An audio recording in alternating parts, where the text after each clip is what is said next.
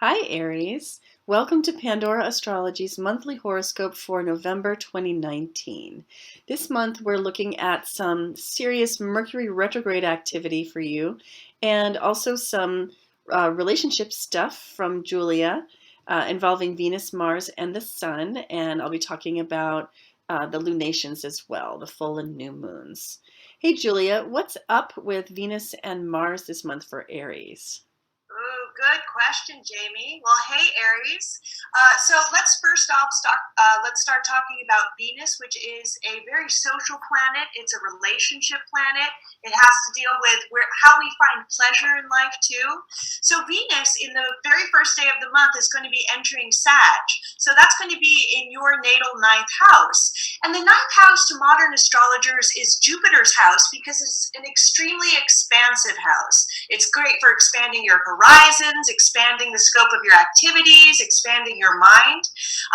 So that means that on a social level, you're probably going to want to engage in a lot of expansive activities, maybe try something new for the first time. If you have a partner, you're going to want to get out of the house and have a sense of adventure with them.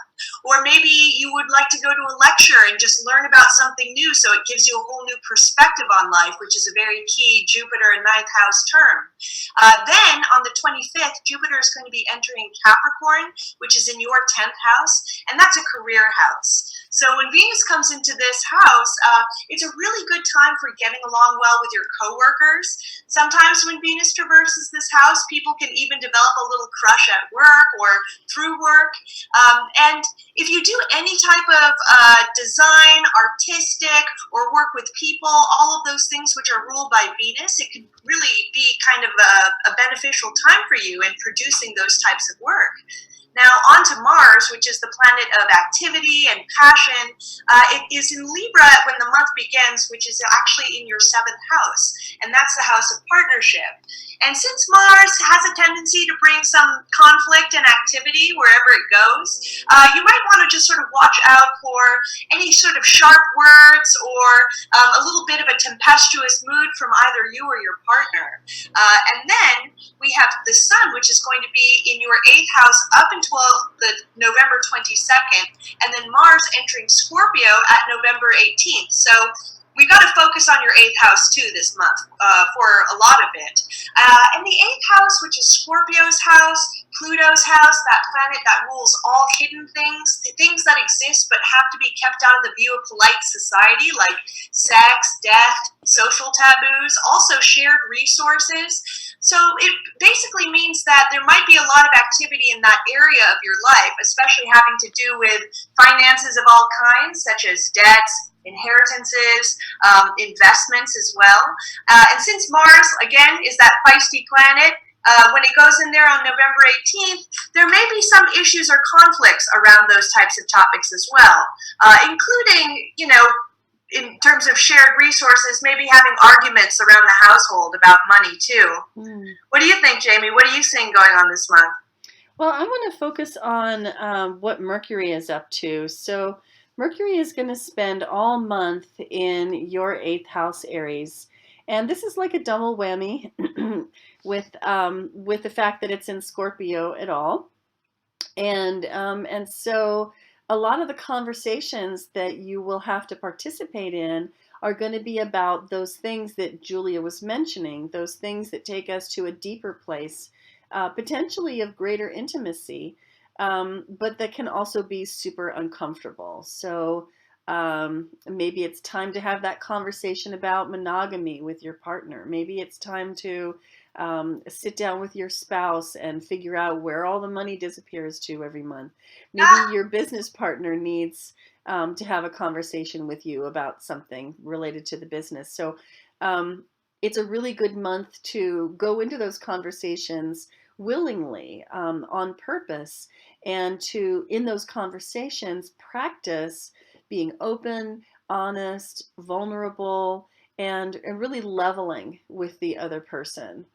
And the thing is, when it comes to Scorpio, if you approach things from the place of wanting to stay defended, wanting to stay comfortable, wanting things not to change, and you're attached to any of those, you're pretty much assured that it's going to be tormented.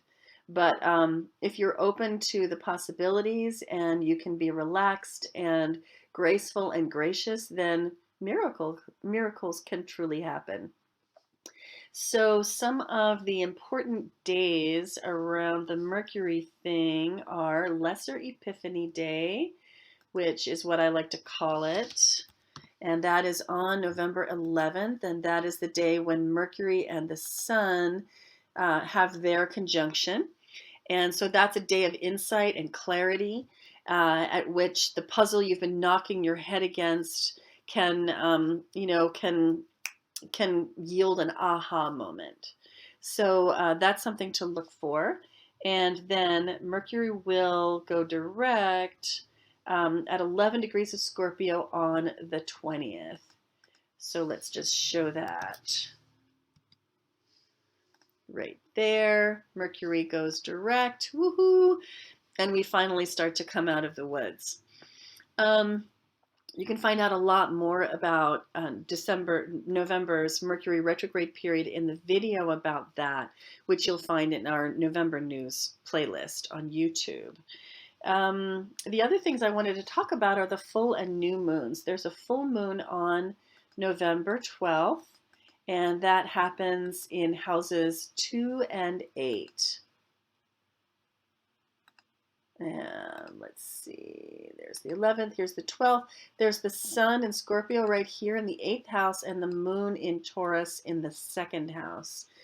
A full moon, as you know, can be a time when emotions are high because the Sun and the Moon are pulling and tugging at Earth from opposite directions and pulling the tides this way and that. It can be emotional. But the good news is that the two moons happening during November have a lot of harmony in them, a lot of ease, and not a lot of stress at all. So this moon, for example, has a lovely trine to Pluto and even Saturn, and the Sun has a trine to Neptune, and so it's just not as intense as it could be. And this could be a really great time in the midst of that Mercury retrograde period for a catharsis that doesn't even have to hurt.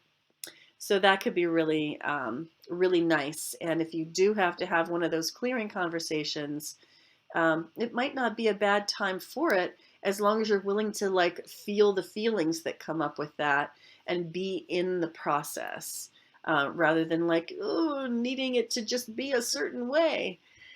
That's what gets us into trouble. So the other lunation happens at the end of the month. That's a new moon in Sagittarius. It's on the 26th. And here it is. The moon has just creeped past the Sun here in Sagittarius in the 9th house. And this is just so lovely. I mean, what did I call this, Julia? Last party moon before winter? Yeah, it has such a quality of happiness, joy, bubbliness, ebullience. This is a very lighthearted moon, and it just sort of speaks to that idea of Sagittarius being like the sputtering campfire that we set and that we huddle around as it gets colder and darker towards winter. So I think that this particular moon has a wonderful feeling of tolerance embedded right in it.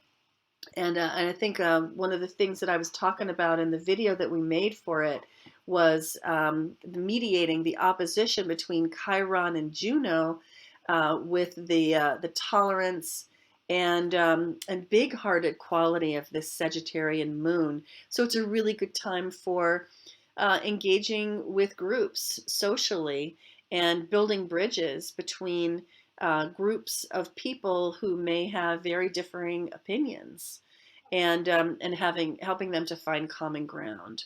So the moon is, I think, particularly sweet. And for you, Aries, I mean, falling in the 9th house the way it does, it can be so expansive. What a good feeling.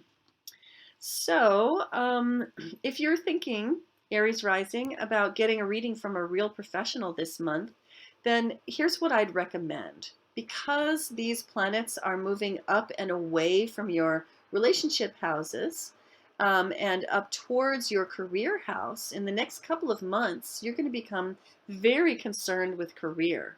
And so it's great to get a jump on that. You might consider a mission orders reading, which you can find at pandoraastrology.com/services to get a jump on the career shifts that are likely to be coming in the winter.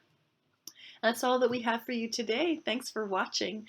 You can always find our horoscopes on the YouTube channel in a playlist organized by month, or you can go to pandoraastrology.com/horoscope and find them there. And you'll always find that the other news videos that come out in the same month will illuminate what you find in your horoscope. And we'll see you around the cosmos. Bye bye.